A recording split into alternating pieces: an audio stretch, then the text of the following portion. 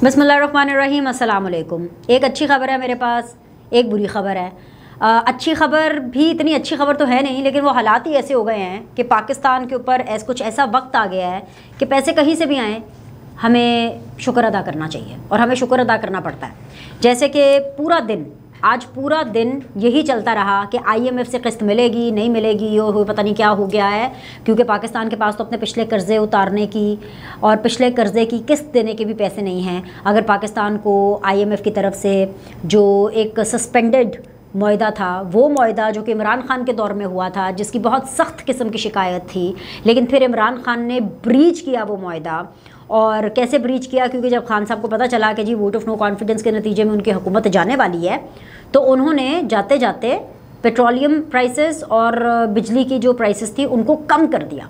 और वो IMF का जो मुआहदा उन्होंने ख़ुद किया था, सिग्नेटरी हैं वो, उनकी हुकूमत इमरान खान की, उसके मुनाफी था, तो ब्रीच हुआ कॉन्ट्रैक्ट। और फिर उसके नतीजे में जब नई हुकूमत आई तो उसको सख्त से सख्त सैंक्शंस भी लगानी पड़ी और सख्त से सख्त शराइत जो है IMF की मांगनी पड़ी, सिर्फ इसलिए ताकि किसी तरह वो जो सस्पेंडेड मुआहदा है जो इमरान खान की गलती की वजह से, जिसको मिफ्ता इस्माइल और ये हुकूमत कहती थी ना कि बारूदी सुरंगें बिछा करके गए हैं, उसको किसी तरह वो रिवाइव कर लें। तो आज वो दिन था कि पता चलना था कि रिवाइव होना है कि नहीं होना, लेकिन इस रिवाइवल से पहले इतना सब कुछ हो गया। उस बारे में बात करती हूँ क्योंकि असल में वो बुरी खबर है, असल में वो बुरी खबर है, और जिसको मैं आपको अच्छी खबर देकर पेश कर रही हूँ इस मौजूदा सिनेरियो में। वैसे तो कर्ज लेना कहीं से भी कोई अच्छी बात नहीं है, लेकिन मैं बता रही हूँ ना कि पाकिस्तान को अगर बचाना है, पाकिस्तान को अगर आगे लेकर के जाना है, तो हमें ये IMF से किस्त चाहिए ही चाहिए थी। तो अच्छी खबर ये है कि IMF ने पाकिस्तान को कर्ज़ की मंजूरी दे दी है, 2 एक साथ इकट्ठी मिलेंगी। अच्छा, इकट्ठी मिलने से क्या होगा? ऐसा कोई नहीं होने वाला कि जो डॉलर जो है वो 100 रुपये पे आ जाएगा, पेट्रोल 100 रुपये का मिलना शुरू हो जाएगा, नहीं। लेकिन एटलीस्ट वो जो श्रीलंका वाली सूरत हाल थी, यानी श्रीलंका वाली क्या सूरत हाल थी कि 300 रुपये का पेट्रोल हो गया, ठीक है, कर्ज़े वापस करने के पैसे नहीं हैं, पिछले कर्ज़े, मुल्क दिवालिया होने की नौबत पर आ गया, एटलीस्ट वो नहीं होगा, ठीक है। बहुत ज़्यादा राहत तो मैं नहीं कह सकती कि मिलेगी, लेकिन ये है कि इससे ज़्यादा जो मुश्किलात हैं वो शायद हम कुछ अरसे के लिए ना देखें, यानी कि थोड़ी सी हम देखेंगे कि पाकिस्तान के अंदर एक मौशी स्टेबिलिटी की उम्मीद है और इम्कान है। बाकी लेट्स सी कि जब अकाउंट में पैसे आते हैं तो एग्जैक्टली उस दिन क्या सूरत हाल होती है। तो ये एक अच्छी खबर थी जो मैंने आपसे शेयर करनी थी। अब आ जाए बुरी खबर की तरफ। एक तो बुरी खबर, तबाहकुन खबर है पाकिस्तान तहरीक इंसाफ के लिए, वो मैं फटाफट शेयर कर देती हूँ। वो शहबाज गिल से रिलेटेड है। शहबाज गिल साहब के हवाले से आज कोर्ट में हेयरिंग थी। उनके वकील ने फ़ौज के ख़िलाफ़ बयानात के ऊपर माफ़ी मांगने की पेशकश की है। जी हाँ, आपने बिल्कुल ठीक सुना। शहबाज गिल साहब की तरफ से उनके वकील ऑब्वियसली प्रेजेंट हो रहे थे और उनके वकील ने यही, ज़्यादातर जो उनके वकील का मौक़िफ़ है वो यही होता है कि वो शहबाज गिल का क्लाइंट का मौक़िफ़ है। तो क्लाइंट का यानी शहबाज गिल का ये मौक़िफ़ है कि भाई वो तो फ़ौज को नहीं तोड़ना चाहते, वो तो फ़ौज को जोड़ के रखना चाहते हैं। जो भी बात उन्होंने चैनल के ऊपर की, ARY के ऊपर जो भी उन्होंने बात की, अगर उनकी बातों से एक गलत तासुर गया है, अगर कोई गलत फहमी शहबाज गिल के कमेंट से क्रिएट हुई है, तो वो फ़ौज से माफ़ी मांगने के लिए तैयार हैं। और उन्होंने ये कहा, उनके वकील ने ये मौक़िफ़ इख्तियार किया कि भाई वो तो कॉन्टीन्यूसली जो भी बात कर रहे थे वो क्लियर थे कि वो ये बात नवाज शरीफ, शहबाज शरीफ यानी शरीफ के हवाले से कर रहे हैं, हालांकि फ़ौज के हवाले से नहीं कर रहे। ये एक बहुत बड़ा धचका है पाकिस्तान तहरीक इंसाफ के बयानिए को। इसलिए कह रही हूँ क्योंकि इमरान खान तो हमेशा ही न्यूट्रल को मुखातब करते थे। वोट ऑफ नो कॉन्फिडेंस के नतीजे में जो उनकी हुकूमत गई, जो ये पूरी चीज़ हुई, उसके बाद जी इस्टेब्लिशमेंट ने इंटरफेयर नहीं किया, क्योंकि इस्टेब्लिशमेंट उनसे पहले इंटरफेयर कर रही थी, उनकी मदद कर रही थी हुकूमत चलाने में। तो इमरान खान बार बार, वो शहबाज शरीफ, नवाज शरीफ को तो कुछ कहते नहीं है सवाए चोर डाकू के, वो तो ये कहते नहीं कि आपने गिराया, वो तो ये कहते हैं कि जी न्यूट्रल, क्योंकि न्यूट्रल हो गए और न्यूट्रल ने मेरी साइड यानी इमरान खान की साइड नहीं ली है, तो इस वजह से जो है ये सारा कुछ हुआ है। तो शहबाज गिल ने आज एक, वो कहते हैं ना 180 डिग्रीज, पता नहीं 360 डिग्रीज, पता नहीं कौन सी डिग्री का टर्न मार लिया है और माफ़ी की उन्होंने पेशकश कर दी है। और अब करीब आप देखेंगे कि आगे मामला जो है वो माफ़ी तलाफ़ी पे ही जा करके फिर रुकने वाला है। एक तो ये PTI के लिए एक और धचका है उनके नैरेटिव को कि जी वो इस्टेब्लिशमेंट के ख़िलाफ़ थे, और यहीं से उनका वो जो चीफ़ ऑफ स्टाफ है जो कि राइट हैंड है इमरान खान का, वो उसी इस्टेब्लिशमेंट से, वो उसी फ़ौज से माफ़ी मांगने के लिए तैयार है कि भाई मैंने अगर गलत बोला और अगर मिसअंडरस्टैंडिंग हुई है तो माफ़ कर दें। दूसरी जो सबसे बड़ी तबाहकुन खबर है, वो इसलिए मैं कह रही हूँ तबाहकुन खबर है क्योंकि इमरान खान, पाकिस्तान तहरीक इंसाफ को ये प्लस पॉइंट जाता था कि चले जिन्होंने 2 party system, 2 party system, people's party PMLN, वो सिस्टम तोड़ा, इमरान खान उभर कर सामने आए, जैसे भी आए, बैसाखियों के ज़रिए ही आए, लोगों की इस्टेब्लिशमेंट की मदद से आए। छोटी पार्टी थी उनकी, लोगों को डराकर, ब्लैकमेल करके, पैसे की ऑफ़र करके, लालच दे करके, उनकी मजबूरी से फ़ायदा उठाकर, उनको मैनिपुलेट करके कैसे भी PTI की एक छोटी पार्टी को दूसरी पार्टियों से बंदे तोड़ करके बड़ी पार्टी बनाया गया, एक 2 पार्टी सिस्टम को तोड़ा गया। लेकिन इमरान खान के बारे में उनके सपोर्टर्स भी, उनके जो नॉर्मल एक न्यूट्रल राय रखने वाले भी लोग थे, वो यही कहते थे कि यार जो भी हो जाए, इमरान खान ना करप्ट नहीं है और गद्दार भी नहीं है। करप्शन की पोल तो बहुत से मामलात में खुल गई, उनकी दौरे हुकूमत में ही खुल गई थी कि इमरान खान साहब कितने साफ शफाफ हैं। उसके बहुत से किस्से हैं, तोशाखाना का देख लें, BRT का देख लें, इसकी मुतअद्दिद मिसालें हैं। लेकिन ऑब्वियसली मुझे वीलॉग को भी छोटा रखना है और बार बार रेपिटेशन करने का फ़ायदा नहीं है, क्योंकि जो लोग देख रहे हैं वो पॉलिटिकली काफ़ी अवेयर होते हैं, उनको पता होता है कि मैं क्या बात कर रही हूँ। तो आपको पता है कि जो करप्शन के हवाले से किस हद तक इमरान खान साहब की जो तहरीक इंसाफ है वो कितनी साफ़ है, कितनी शफाफ है, और इमरान खान साहब कितने खुद साफ़ और शफाफ है, इस सब के बारे में हमें पता है कि वो करप्ट तो हैं। ठीक है, अच्छा, बाकी जो दूसरी चीज़ रहेगी गद्दारी की, तो मेरा हमेशा से इसके ऊपर एक ठोस स्टांस रहा है, सिर्फ इमरान खान के हवाले से नहीं, इवन नवाज शरीफ के हवाले से भी, इवन पीपल्स पार्टी के हवाले से भी, नून लीग के हवाले से भी, कि भाई हमारे पॉलिटिकल लीडर्स कुछ भी हो सकते हैं लेकिन वो गद्दार नहीं हो सकते। लेकिन ये आज आप देखने और सुनने वाले मुझे बताएंगे कि जब आप ये देखें कि आपके मुल्क का एक फॉर्मर साबिक आपका फाइनेंशियल हेड, यानी वो शख्स जो कि आपकी वजारत ख़जाना को देखते रहा हो, 2 दफ़ा मुल्क का वज़ीर ख़जाना रहा हो, जिसका नाम है शौकत तरीन, जो कि इस टाइम पर अपोजिशन में है, और वो शौकत तरीन अगर पंजाब के वज़ीर ख़जाना को, और अगर वो खैबर पख्तूनख्वा के वज़ीर ख़जाना को फ़ोन करे और फ़ोन करके डिक्टेशन दे कि आप ख़त लिखेंगे और आप ख़त के अंदर ये लिखेंगे कि आप IMF के जो भी प्रोग्राम है उससे आप विड्रॉ करना चाहते हैं, आप आगे लेकर नहीं जाना चाहते, क्योंकि जिन बातों के ऊपर आपने माजी में साइन किया था IMF के प्रोग्राम के हवाले से, तब सैलाब नहीं आया था, और अब क्योंकि सैलाब आ गया, अब आपको बहुत ज़्यादा पैसे चाहिए फलाही काम करने के लिए, आवाम के लिए काम करने के लिए आपको पैसे चाहिए, तो लिहाजा अब आप IMF के साथ इस डील को आगे नहीं कर सकते। जो IMF है वो डील किसी हुकूमत के साथ नहीं, एक मुल्क के साथ करता है, समझ रहे हैं? और इसी वजह से, क्योंकि वो मुल्क के साथ डील करता है, तो IMF को इससे फ़र्क नहीं पड़ता कि इमरान खान वज़ीर आज़म है या नवाज शरीफ है। इसीलिए जो इमरान खान का मुआहदा था वो हर हालत में शहबाज शरीफ पर लागू हुआ, क्योंकि वो मुआहदा IMF ने इमरान खान या शहबाज शरीफ के साथ नहीं, वो मुआहदा IMF ने पाकिस्तान के साथ किया था। लिहाजा जब आप पाकिस्तान के अंदर ये साबित करेंगे कि जी आपस में टूट फूट है, आप लोग ऑन बोर्ड नहीं हैं, तो उसका इफ़ेक्ट IMF की बात पर, IMF के कर्जे पर होना ही था। लेकिन शुक्र है कि वो इफ़ेक्ट नहीं हुआ, लेकिन होता ना ब्लेसिंग इन डिस्गाइज। इसके नतीजे में पूरी आवाम को ये चीज़ तो पता चल गई कि जो नैरेटिव बनाना शुरू किया फवाद चौधरी साहब ने एक टेलीविज़न शो के अंदर, उन्होंने इस चीज़ की टिप दी। वो टिप देना कहते हैं ना कि भाई पंजाब की हुकूमत और खैबर पख्तूनख्वा की हुकूमत, बिल्कुल इस हुकूमत को, मुफ्ती इस्माइल को, शहबाज शरीफ को बता सकती है और IMF को कह सकती है कि भाई हम इस प्रोग्राम के अंदर आगे नहीं चल सकते, बिकॉज सैलाब आ गया और हमारे जो पैसे हैं वो आवाम की रिलीफ के लिए, आवाम की फलाह के लिए काम होने, बिकॉज सैलाब ने बहुत सी तबाहियाँ मचाई हैं।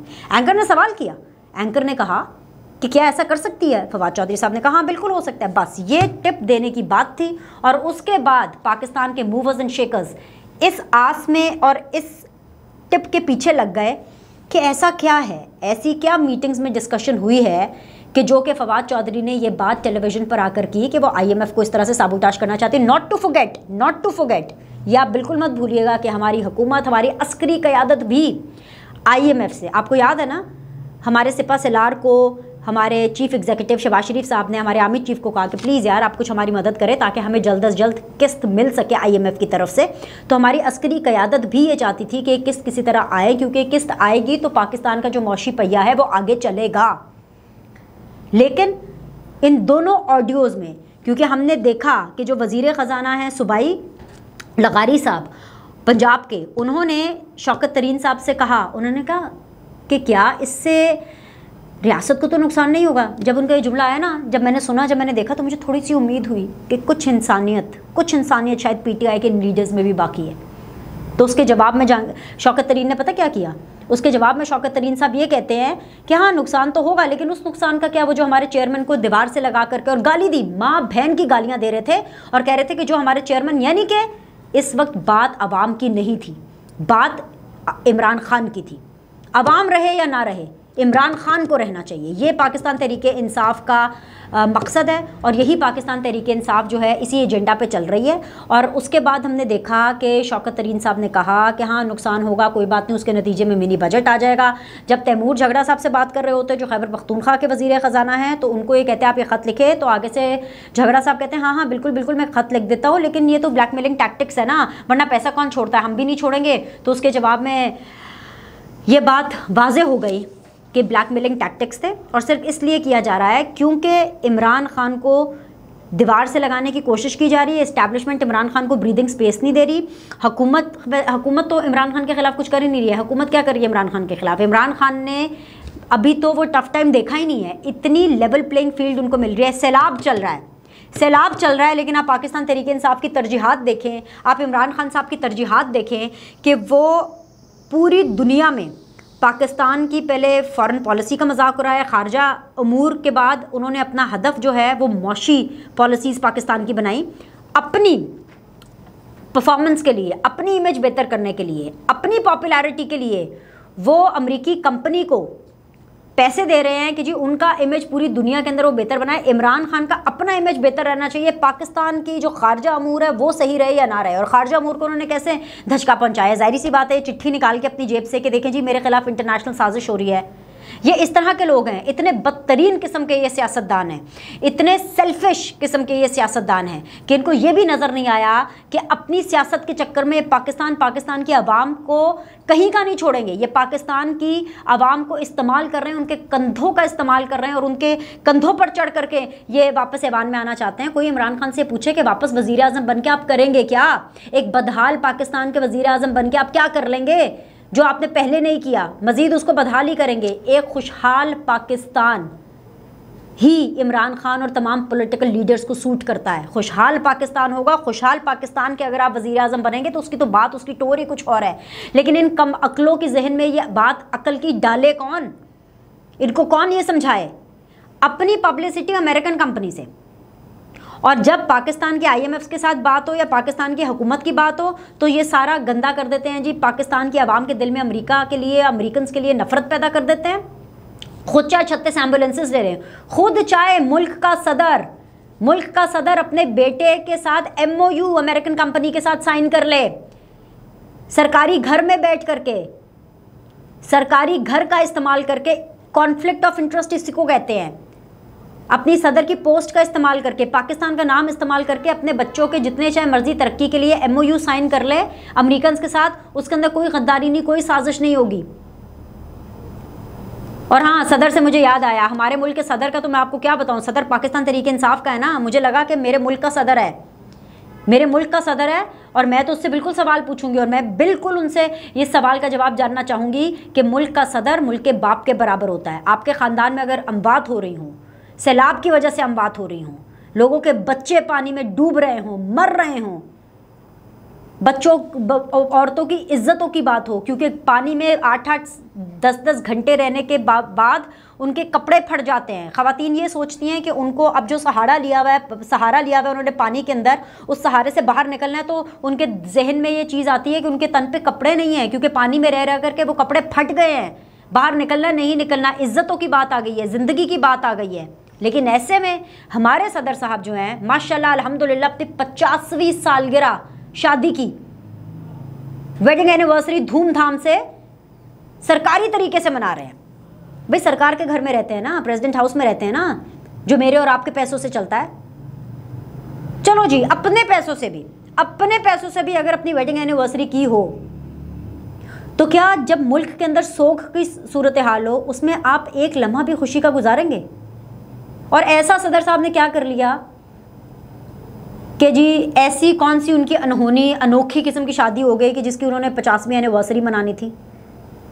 ये होती हैं तरजीहात। और जब यही सदर ऑपोजिशन में थे तो ज़रा सी बारिश हो जाती थी सिंध में, ज़रा सी बारिश कराची में हो जाती थी, ज़रा सी बारिश तो कश्ती लेकर के आ जाते थे। हालांकि आप उस पानी में कश्ती भी नहीं चला सकते थे, इतना पानी नहीं होता था, लेकिन बोट लेकर के आ जाते थे और कहते थे देखो जी इतना पानी और सिंध हुकूमत ने कोई काम नहीं किया, देखिए कराची को कितना यारो मददगार छोड़ा हुआ है और इस वजह से जो हमें ये करना पड़ रहा है। तो सदर से लेकर के मुल्क के सदर से लेकर के पाकिस्तान तहरीक इंसाफ के चेयरमैन और पाकिस्तान तहरीक इंसाफ के जो फाइनेंशियल हेड हैं, उनमें इतनी बेहिसी और इतनी बेअक्ली मैं कहूँगी कि इसकी कोई मिसाल नहीं मिलती। और अगर इस सब के बाद भी पाकिस्तान की आवाम या उनके सपोर्टर्स ये सोच रहे हैं कि इमरान खान कोई मसीहा हैं और उनके अंदर कोई उम्मीद है, या पाकिस्तान तहरीक इंसाफ के अंदर ही उम्मीद है और पाकिस्तान का मुस्तकबिल उस पार्टी के पास है, तो आप दोबारा सोचिए, आप दोबारा देखिए कि जो गम में, दुख में, मुश्किल में आपके साथ नहीं खड़ा हुआ, जिसने गम में, दुख में, मुश्किल में पाकिस्तान की आवाम का नहीं सोचा, आम आवाम का नहीं सोचा। आवाम को क्या चाहिए? आवाम को तो सिर्फ ये चाहिए ना कि कोई आए, उनसे गले मिल ले, उनको थोड़ा सा दिलासा दे दे, थोड़ा सा राशन दे दे, पूछ ले, उनके हाथ पर हाथ रख ले, उनके सर पर हाथ रख ले। ना इस शख्स ने जलसे छोड़े इमरान खान ने इस सैलाब में, ना इस इमरान खान ने इस सैलाब के अंदर अपनी ऑपोजिशन को यानी अपनी हुकूमत को लानतान की, चोर डाकू नारे नहीं छोड़े, मिस्टर एक्स की बात, मिस्टर वाई की बात, कोई बात इसने नहीं छोड़ी। और जो रही सही कसर थी वो इस टेलीफोन कॉल्स ने लीक कर दी। फिर सवाल पूछते हैं आखिर में एक चीज़, फिर ये सवाल पूछते हैं और ये कहना बहुत ज़रूरी है, एड्रेस करना बहुत ज़रूरी है। फिर ये सवाल करते हैं कि आखिर ये ऑडियोज़ लीक कौन कर रहा है? ये वही लोग लीक कर रहे हैं जब आप हुकूमत में थे तो आप लोगों की ऑडियो कॉल्स लीक करवाते थे और आप मना नहीं करते थे। और उस टाइम पे आप ये कहते थे कि नहीं, वज़ीर आज़म की बातें सुनना एजेंसी उसकी ज़िम्मेदारी है, क्योंकि उसने तो उसका सिक्योरिटी चेक रखना है। अब आप किस मुंह से शोर मचा रहे हैं? एनीवेज जी, आज के लिए इतना ही। अगले वीलॉग में आपसे मुलाकात करते हैं। Look after yourself. अल्लाह हाफ़िज़।